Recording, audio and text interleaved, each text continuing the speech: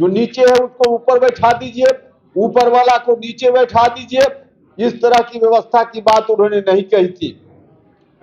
उन्होंने कहा था कि जो व्यवस्था है ऊपर से नीचे की ओर, उदाहरण देते थे डॉक्टर लोहिया, बताते थे, हाथ की उंगली दिखाकर बताते थे।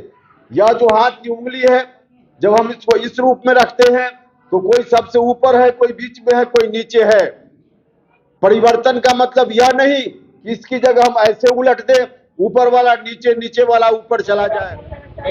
नमस्कार, आप देख रहे हैं न्यूज फॉर नेशन। मैं आपके साथ तबजेत सिंह। शहीद जगदेव प्रसाद की आज जयंती है और जदयू के संसदीय बोर्ड के अध्यक्ष उपेंद्र कुशवाहा भी उनकी जयंती को मना रहे हैं। वहीं बात करें तो जिस तरह से कल आरजेडी की तरफ से भी पटना के बापू सभागार में शहीद जगदेव प्रसाद की जयंती मनाया गया और इसी पर उपेंद्र कुशवाहा साफ तौर पर प्रहार करते हुए नजर आए हैं कि जिस तरह से कल आरजेडी के द्वारा जब उनकी जयंती मनाया गया तो उन्होंने साफ तौर पर कहा था कि 100 में से जिस तरह से जगदेव प्रसाद कहते आए हैं कि 10 के शासन नहीं चलेगा 90 पर, तो इसी को लेकर उपेंद्र कुशवाहा ने साफ तौर पर कहा है कि 35 साल से जो शासन कर रहे थे वो इस तरह के, अब वर्तमान में इस तरह का शासन नहीं चलेगा। क्या कुछ करे उपेंद्र कुशवाहा, पहले सुनिए उनकी बातों को। कि समाज में जो व्यवस्था ऊपर से नीचे की ओर है, कोई सबसे नीचे जन्म के आधार पे, कोई उसके ऊपर, कोई उसके ऊपर, कोई सबके ऊपर, इस व्यवस्था को उलट देने की बात उन्होंने कभी नहीं कही थी। इस व्यवस्था को उलटकर जो नीचे है उसको ऊपर बैठा दीजिए, ऊपर वाला को नीचे बैठा दीजिए। इस तरह की व्यवस्था की बात उन्होंने नहीं कही थी।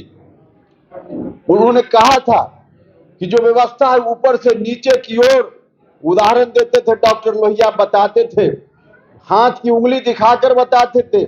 यह जो हाथ की उंगली है, जब हम इसको इस रूप में रखते हैं तो कोई सबसे ऊपर है, कोई बीच में है, कोई नीचे है। परिवर्तन का मतलब यह नहीं कि इसकी जगह हम ऐसे उलट दें, ऊपर वाला नीचे, नीचे वाला ऊपर चला जाए। परिवर्तन का यह मतलब उन्होंने नहीं कहा था। उन्होंने कहा यह व्यवस्था अच्छी नहीं है, जन्म के आधार पर कोई यहां बैठ जाए, कोई नीचे बैठे, यह तो ठीक नहीं है, लेकिन उलट व्यवस्था भी ठीक नहीं है। कौन सी व्यवस्था ठीक है? व्यवस्था वह ठीक है जो सीधे इस तरह से न रहे, बल्कि हम लोग जो यहां बैठे हुए हैं पंक्ति में, सब लोग कोई एक दूसरे के ऊपर नहीं बैठा है। नौजवान मित्रों, उदाहरण समझ सकते हैं आप, कोई एक दूसरे के ऊपर नहीं बैठा है। हम सब लोग एक दूसरे के बगल में बैठे हुए हैं। ऊपर वाला नीचे, नीचे वाला ऊपर नहीं, बल्कि खड़ी रेखा को पड़ी रेखा कर दो, एक के बगल में सब एक बैठ जाएं। इस तरह के समाज बनाने की बात उन्होंने की।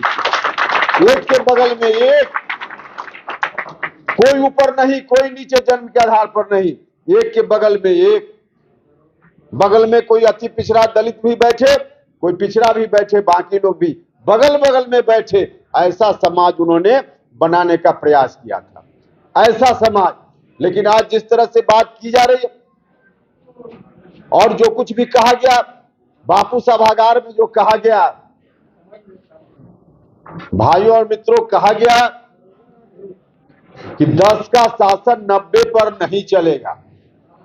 ठीक है, जगदेव बाबू उस समय बोलते थे, लेकिन जगदेव बाबू जब बोलते थे उस वक्त और आज में काफी फर्क है, काफी फर्क है। उस समय जो शोषण की बात जगदेव बाबू करते थे, 10% लोगों के बारे में कहते थे कि शोषक लोग हैं।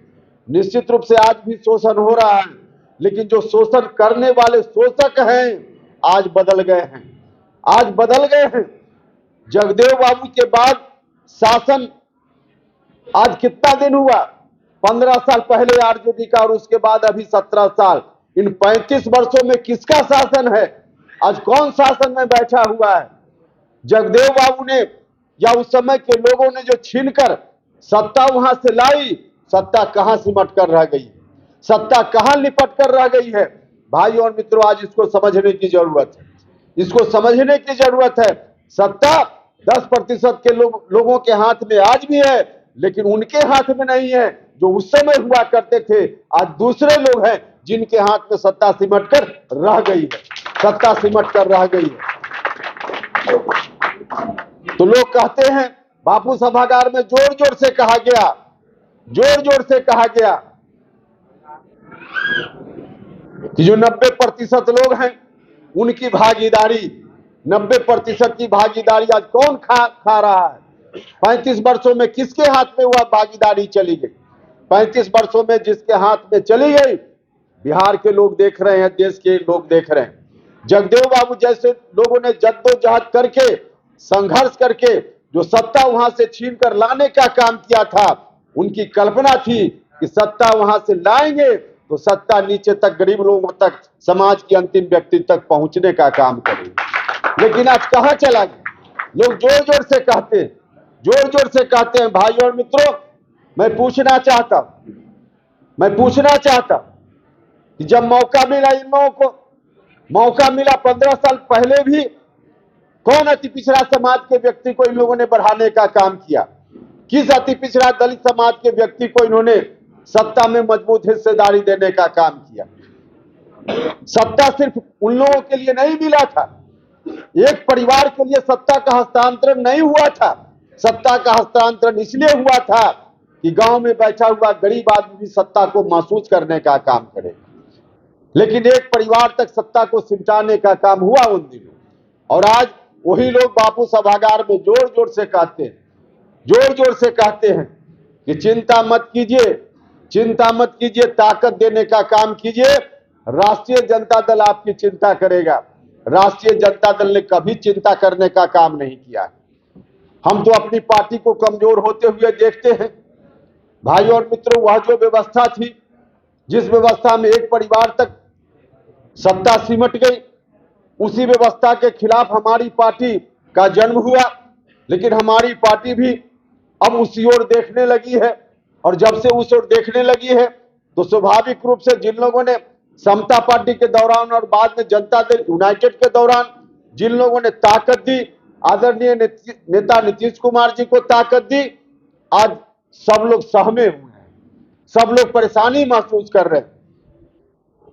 तो आज इस तरह की स्थिति है, तो हम अपनी पार्टी, ऐसी स्थिति में लोग अब पार्टी से आकर्षण क्या विकर्षण की स्थिति हो रही है। तो इसलिए हमने बार बार कहा है, और हमारी पार्टी में भी जो स्थिति है, 2005 में पार्टी सत्ता में आई और तब से लेकर अब तक अति पिछड़ा समाज के किसी व्यक्ति को लीडर के रूप में नहीं, आज हम लोग देख रहे हैं किसी जगह पे कोई लीडर के रूप में अति पिछड़ा समाज का कोई व्यक्ति हमारी पार्टी में भी हो, यह स्थिति नहीं बनाएंगे।